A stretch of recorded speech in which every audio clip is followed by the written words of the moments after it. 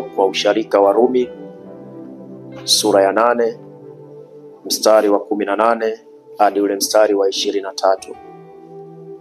Warumi sura ya 8 mstari wa 18 hadi ule mstari wa 23. Neno la Mungu linasema, kwa maana nayahesabu mateso ya wakati huu wa sasa kuwa si kitu kama utukufu ule utakaofunuliwa kwetu.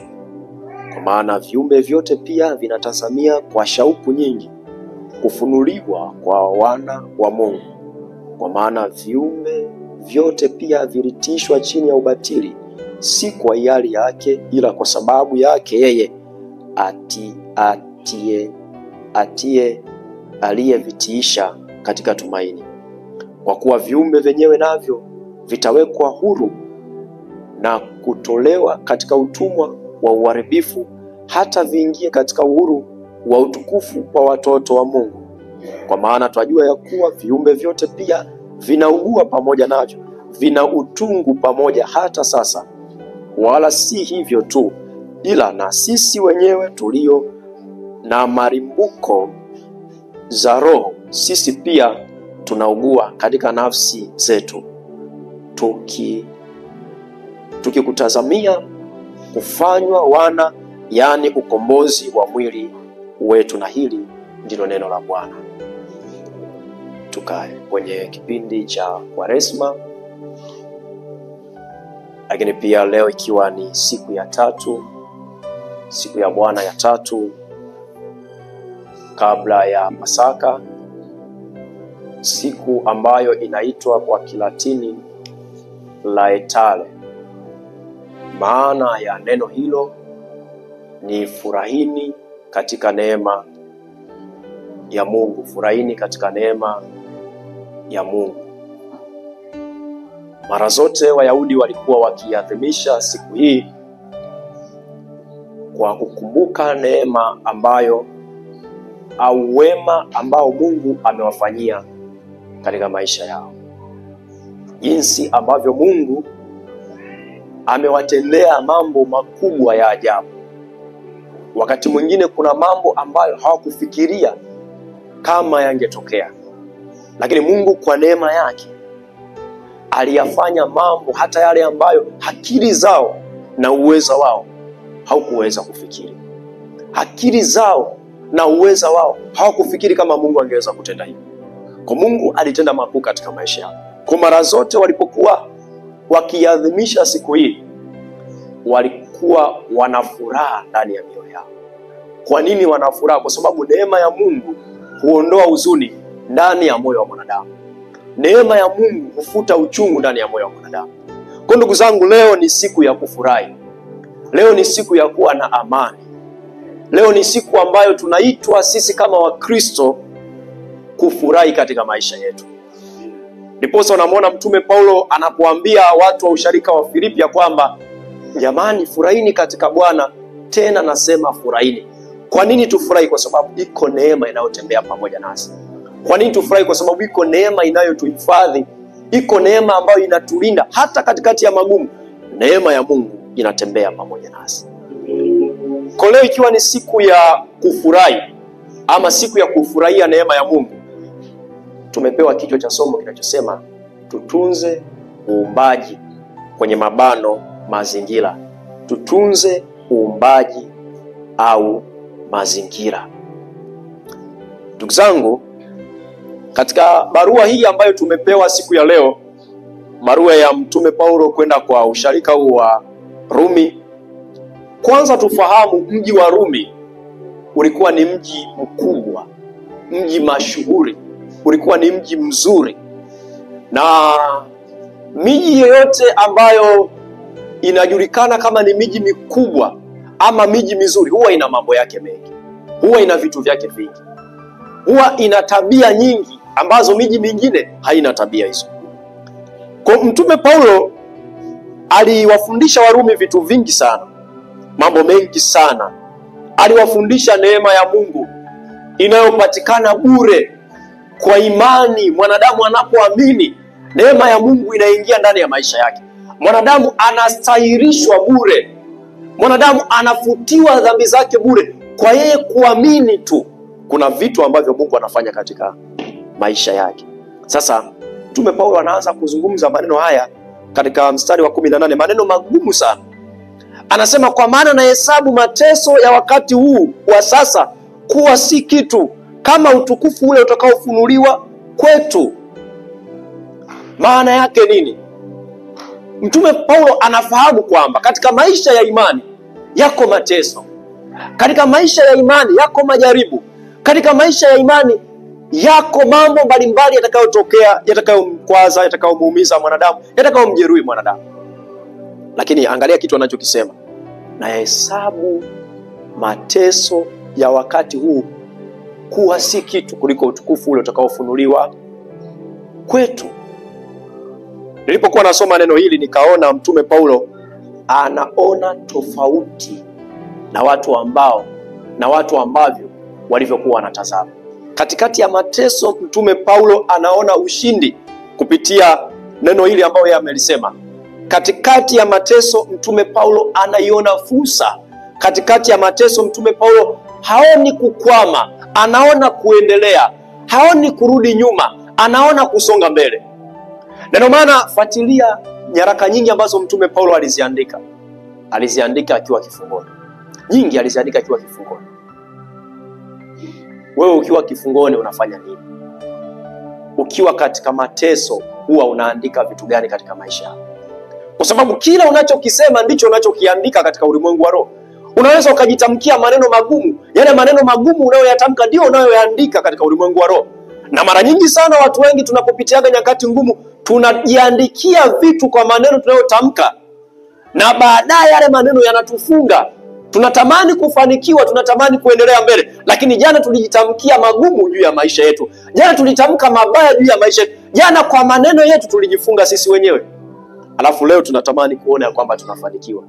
Hatuwezi kufanikiwa kama tutakuwa tunajitamkia maneno magumu. Mtume Paulo anajitamkia maneno mema. Anasema, nahesabu mateso ya wakati kuwa si kitu. Ni kweli ninateseka, ni kweli ninapita katika kipindi kigumu, lakini mimi mwenzenu ninapopita hapo sihesabu haya mateso kuwa kitu. Maana yake yale mateso hayaoni kama ni kitu. Unatakiwa uone mateso kuwa si chochote katika maisha yako. Uone dhoruba kuwa si chochote kwenye maisha yako. Uone mapito kuwa si chochote katika maisha yako. Uone kwamba hiki kilichotokea hakiwezi kunizuia mimi kufika kwenye mafanikio yangu.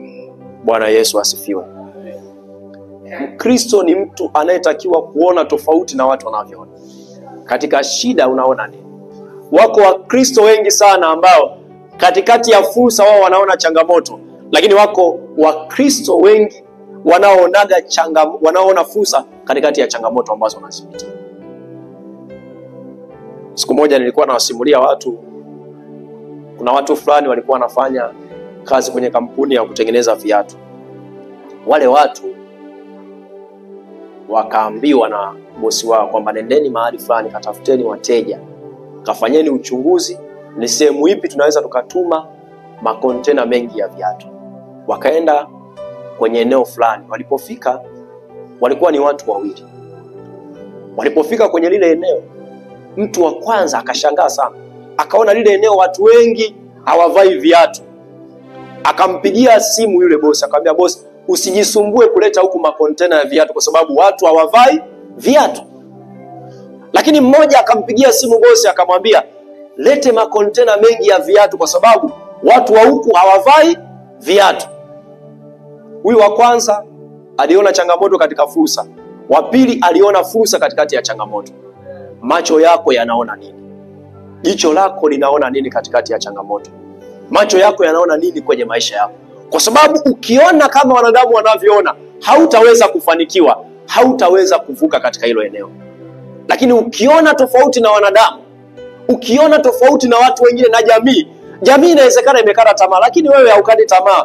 Nampenda sana Daudi. Daudi si kwamba hakuona bonde la uvuli wa mauti, aliliona mbele yake. Lakini anasema, naam, nijapopita kati ya bonde la uvuli wa mauti, mimi sitaogopa mabaya. Maana yake aliona kuna bonde liko mbele yake, lakini anasema sitaogopa mabaya. Kwa nini haogopi mabaya? Anasema kwa maana Bwana yu pamoja nawe. Bwana yu pamoja nawe. Haupaswi kuogopa, haupaswi kuvunjika moyo, haupaswi kurudishwa nyuma, haupaswi kukata tamaa, kwa sababu Bwana yuko pamoja nawe, Bwana yu upande wako. Paulo anasema nahesabu mateso wakati kuwa si kitu, na ndio maana anaendelea kufundisha. Haijalishi kuna watu wanakataa mafundisho yake, lakini Paulo anaendelea kufundisha kwa sababu hayahesabu mateso ya wakati huo anayoyapitia kuwa si kitu. Anaendelea kwa kuwaambia sasa umuhimu wa wao kutunza mazingira. Kwanza wavumilie mateso wanayoyapitia, lakini pili anawaambia watunze uumbaji, watunze mazingira. Anaonyesha kwamba viumbe navyo kwa sababu ya uharibifu wa mazingira, viumbe navyo vinaugua, viumbe navyo vinapata shida. Anasema sasa kwa njia ya ukombozi wa Yesu Kristo, hata viumbe vinafurahia ule ukombozi, kwa sababu mwanadamu anapokombolewa na viumbe navyo vimekombolewa. Ndugu zangu, dhambi inapoingia mahali fulani, uharibifu wa mazingira unaweza kutokea kwa kasi kubwa sana. Na uharibifu wa mazingira unapotokea, tunaharibu hata maisha ya viumbe vingine, tunaharibu maisha ya wanyama, tunaharibu maisha ya viumbe vingine ambavyo vinatutegemea sisi. Kwa asilimia kubwa sana viumbe vingine vinategemea maisha yetu sisi, vinatutegemea sisi, vinatutegemea namna ya sisi tunavyotakiwa tutunze mazingira. Mungu hawezi kutunza mazingira, wanyama hawawezi kutunza mazingira, lakini sisi tumepewa mamlaka ya kutunza mazingira. Na katika simulizi la Mwanzo sura ya 2 mstari wa 15, Mungu anamkabidhi mwanadamu mazingira. Anasema Bwana Mungu akamtwaa huyo mtu katika bustani ya Eden kwa mambo mawili. Jambo la kwanza, ailime, aitumie hiyo bustani, atumie waumbaji, atumie hayo mazingira. Lakini jambo la pili, Mungu amemweka mwanadamu katika bustani ya Eden kwa lengo la kutunza uumbaji. Kwa lengo la kutunza uumbaji. Kwa tupo katika hii dunia kwa mambo mawili. Jambo la kwanza, kutumia vile ambavyo Mungu ameviumba katika ulimwengu, lakini jambo la pili, kutunza vile ambavyo Mungu ameviweka katika ulimwengu. Sasa leo tunapoambiwa tutunze mazingira au uumbaji, tunapata mafundisho gani katika maisha yetu? Jambo la kwanza, tunapoambiwa tutunze mazingira, na kama sisi tutatunza mazingira, jambo la kwanza tunaonyesha utii mbele za Mungu, kwa sababu neno la Mungu limetutaka tutunze mazingira. Tunapoyatunza mazingira, tumetii ama tunatii mbele za Mungu, na tunapotii mbele za Mungu, Mungu anatubariki. Katika Kumbukumbu la Torati sura ya 28 mstari wa kwanza anasema maneno mazuri. Tulisome neno hilo, Kumbukumbu la Torati sura ya 28. Anazungumza maneno mazuri, mtu anapotii mbele za Bwana, mtu anapoonyesha utii. Sura ya 28 mstari ule wa kwanza anasema, itakuwa utakapoisikia sauti ya Bwana Mungu wako kwa bidii na kutunza kuyafanya maagizo yake yote ni kuagizayo leo, ndipo Bwana Mungu wako atakapokutukuza juu ya mataifa yote ya duniani, na baraka hizi zote zitakujilia na kukupata utakapokuwa umeisikia sauti ya Bwana Mungu wako. Maana yake kumbe, ukiisikia sauti ya Bwana Mungu, kuna baraka ambazo Mungu anazileta. Kwa unapotii kuyatunza mazingira, unapochukua jukumu la kutunza mazingira, umemtii Mungu, na unapomtii Mungu, Mungu anaachilia baraka hizo. Na baraka hizo anasema utabarikiwa, anasema utabarikiwa mjini, utabarikiwa mashambani, utabarikiwa uzao wa tumbo lako na uzao wa nchi yako na uzao wa wanyama wako wa mifugo, maongeo ya ng'ombe wako na wadogo na wakondoo zako. Litabarikiwa kapu lako na chombo chako cha kukandia unga. Utabarikiwa uingiapo, utabarikiwa utokapo. Anazungumza baraka nyingi, lakini baraka hizi zote zinaonekana pale ambapo mwanadamu anaonyesha utii mbele za Mungu. Ndugu zangu, tuonyeshe utii kwa kutunza mazingira. Tuonyeshe utii kwa kutunza mazingira. Maana yake kama hatutaonyesha utii mbele za Mungu, hatutabarikiwa. Nataka niseme kwa masikitiko makubwa sana, leo hii wanadamu tumekuwa vielelezo wa kuharibu mazingira. Na hata sisi Wakristo tumekuwa watu wa kuharibu mazingira, wa kuharibu uumbaji wa Mungu. Tunapozungumzia uumbaji wa Mungu, si tu mito, si tu mazingira yanayotuzunguka, lakini leo hii tumeharibu mpaka miili yetu. Mungu ametuumba kwa namna tulivyo, na ndivyo amependa tuwe hivi. Lakini leo hii ndugu zangu, nataka niwahakikishie, ukisoma katika mitandao ya kijamii leo hii, wanadamu wanafanya mabadiliko ya miili yao. Wako wanadamu ambao wanaenda kuongeza vitu katika miili yao, na wengine wanaenda kupunguza vitu katika miili yao. Huku ni kumkosea Mungu. Mungu alivyokuumba hajakosea. Heshimu ile kauli ya Mungu aliyoisema, na tumfanye mtu kwa mfano wetu. Maanake Mungu amekutengeneza kwa heshima kubwa, lakini angalia kitu wewe unachokifanya. Leo hii watu wanafanya surgery nyingi sana, na wanaona ni jambo la kawaida, lakini huku ni kumkosea Mungu. Watu wanabadilisha hata rangi za miili yao, huku ni kumkosea Mungu. Na mimi nataka niwaambie, sisi kama Wakristo tusiungane na watu wa namna hii. Sisi hatutakiwi kuenenda na dunia inavyoenenda. Hata kama dunia ina namna yake ya kuenda, sisi tusiende sawa sana dunia inavyoenda. Na nataka nizungumze na vijana. Leo hii vijana wengi sana ni wahanga wa uharibifu wa mazingira, uharibifu wa uumbaji. Mabinti wengi leo hii mitandao inawadanganya kuharibu miili yao, lakini hawaijui kesho yao. Kwanza unamkosea Mungu, lakini pili unafanya uharibifu kwenye mwili wako. Na tunaona baadhi ya watu wengine ambao madhara yametokea katika maisha yao, lakini bado watu wanafuata kufanya vile ambavyo si sahihi. Mimi nataka nikuambiwe, kama binti uko mahali hapa, Mungu amekuumba na anakufahamu. Usitamani kujiongeza chochote kwenye mwili wako, kwa sababu Mungu amekuumba hivyo, na Mungu atakuletea mtu ambaye anakuhitaji wewe ulivyo hivyo hivyo.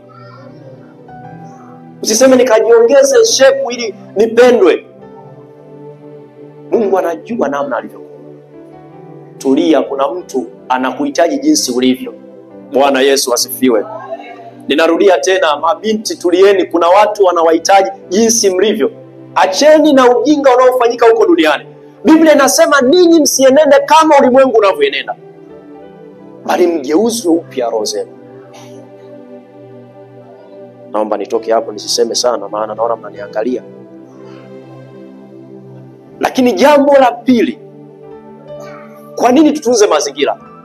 Tunapotunza mazingira, mazingira nayo yanatutunza sisi. Leo hii tukikata miti ovyo, nchi hii itakuwa ya ajabu sana. Hatutaziona mvua. Tukiharibu vyanzo vya maji, tutapata matatizo katika maisha yetu. Kwa tunapotunza mazingira, mazingira nayo yanatutunza sisi.